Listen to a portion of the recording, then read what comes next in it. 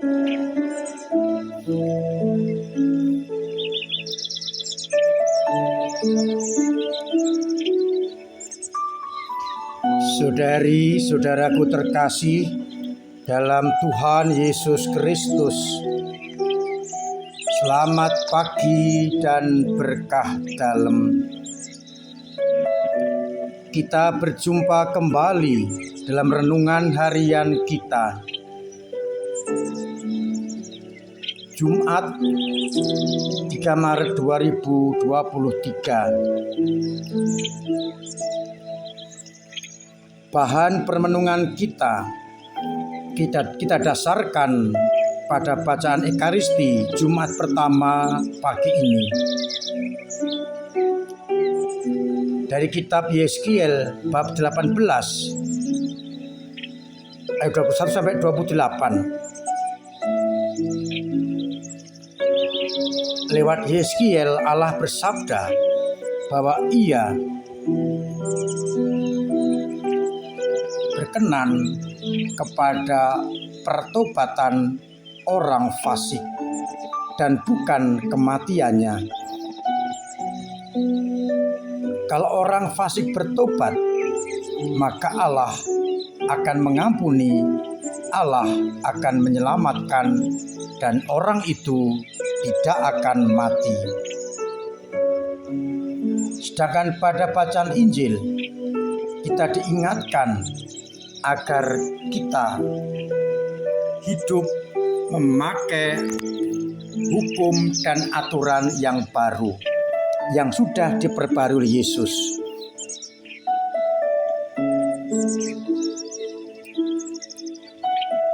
Saudari-saudaraku terkasih dalam Kristus,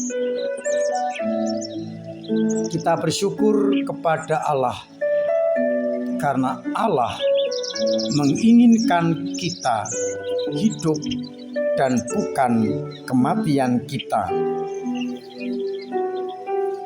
Sekalipun orang berdosa, berbuat jahat seperti orang-orang fasik, asalkan bertobat dan berbalik dari kejahatannya, maka Allah akan mengampuni, Allah akan memberikan kehidupan. Orang berbalik dari kejahatannya dan berpegang pada kehendak Allah akan hidup. Karena Allah mengendaki semua orang mendapatkan keselamatan dan hidup. Itu berarti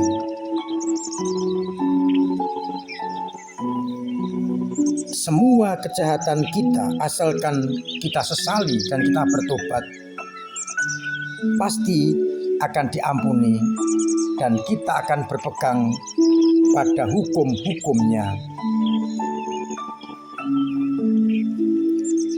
Pada bacaan Injil kita diajak untuk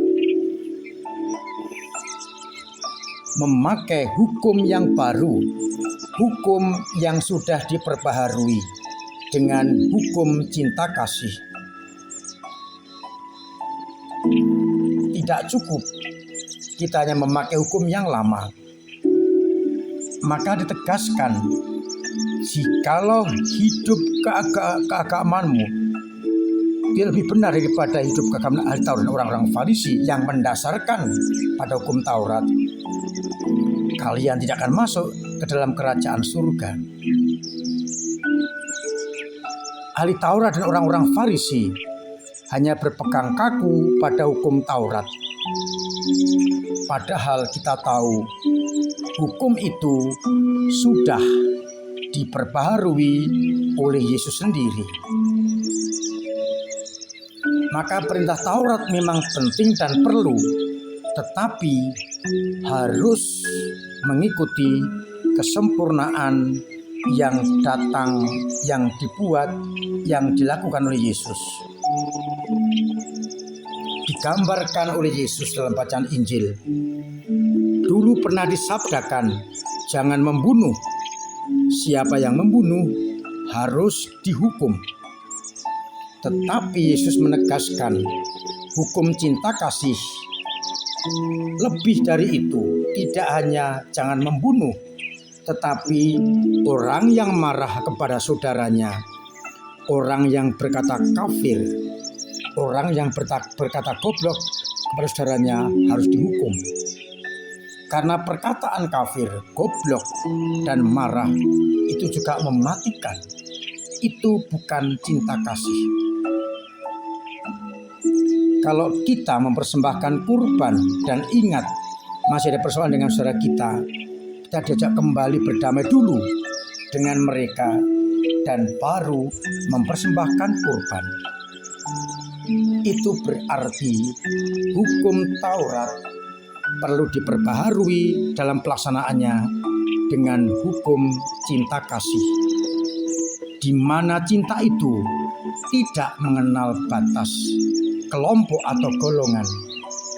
Semua orang yang memerlukan bantuanku harus kita tolong. Maka kita hari ini diingatkan agar kita memakai tolok ukur bukan perjanjian lama, tetapi hukum yang sudah disempurnakan oleh Yesus sendiri, sehingga kita hidup berdasarkan hukum Taurat yang diperbaharui Yesus, yakni cinta kepada Allah dan cinta kepada sesama. Dengan demikian pula, kita akan berbalik dari kefasikan kita menuju kepada hidup yang baru, hidup yang disempurnakan oleh Allah sendiri. Maka permenungan kita hari ini, kita bertanya, apakah kita mau menggunakan kesempatan yang ditawarkan Allah untuk bertobat dengan benar-benar mengikuti hukum yang baru, hukum cinta kasih, cinta kepada Allah dan cinta kepada sesama? Ataukah kita berhenti hanya pada hukum lama? Yang penting adalah melaksanakan perintah hukum Taurat. Sebagai anak-anak Allah yang hidup dalam perjanjian baru, kita diajak untuk benar-benar hidup sesuai dengan kebaharuan yang dibawa oleh Yesus, meninggalkan manusia lama dan mengenakan manusia baru. Pertobatan yang sejati dan mengarahkan hidup hanya kepada Allah saja. Mari kita isi masa Prapaskah ini dengan benar-benar merenungkan bagaimana sikap hidup kita terhadap Allah. Apakah kalau kita berdosa, kita berani berbalik, meninggalkan manusia lama, dan kembali mengandalkan Allah di atas segala-galanya? Ataukah kita justru semakin jauh dari Allah? Harapannya, masa Prapaskah kesempatan untuk refleksi, untuk retret agung, melimbang, merenungkan hidup kita. Apakah kita sudah melaksanakan hukum yang baru, hukum cinta kasih, cinta kepada Allah dan cinta kepada sesama? Semoga pada masa Prapaskah ini bisa kita mampu untuk olah rohani dan jasmani, agar akhirnya kita semakin dekat kepada Allah dan kita mendapatkan kehidupan yang datang dari Allah. Tuhan memberkati kita sekalian. Amin.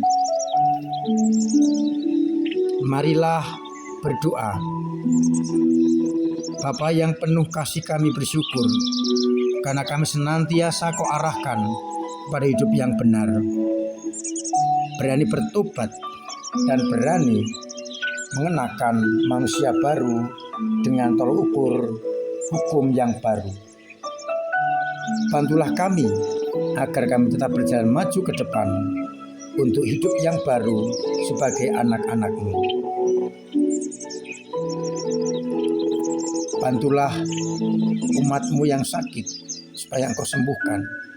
Yang punya berat engkau ringankan, yang punya persoalan engkau bantu, kau urai, dan yang persoalan ekonomi engkau bantu samanya atau usahanya, sungguh engkau berikan keberhasilan.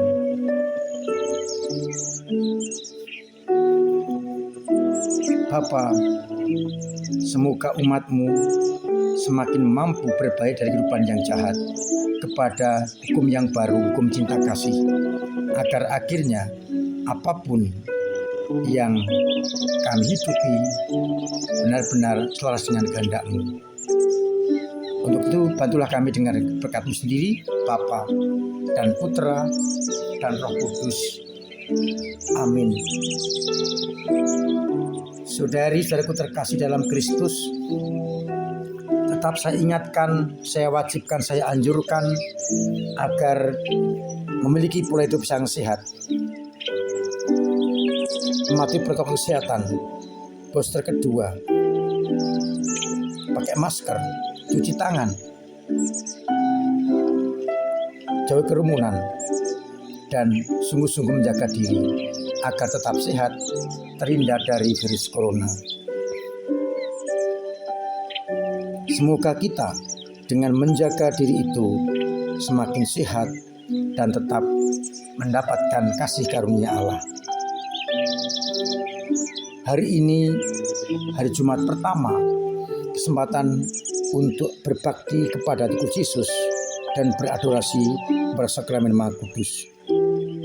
Panjenengan yang belum misa harian pagi, nanti sore masih ada misa jam 6 sore, sekaligus perarakan sakramen Maha Kudus ke ruang adorasi. Silahkan berbondong-bondong untuk hadir menghadiri Jumat pertama. Saya mengingatkan agar kita mengisi masa Prapaskah dengan olah rohani dan olah jasmani. Dan hari ini adalah hari pantang. Mudah-mudahan kita benar-benar mematuhi hari pantang ini dengan mengekang hawa nafsu dan kedagingan kita.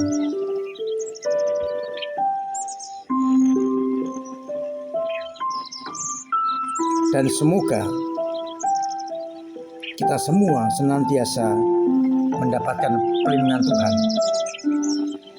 Untuk tempat-tempat yang banjir, semoga segera surut, sehingga umat bisa dengan tenang mengikuti kehidupan dunia ini. Harapannya tidak hujan lagi dan banjir mulai surut. Akhirnya saya mengucapkan selamat pagi, selamat merenungkan, salam sehat, Tuhan memberkati.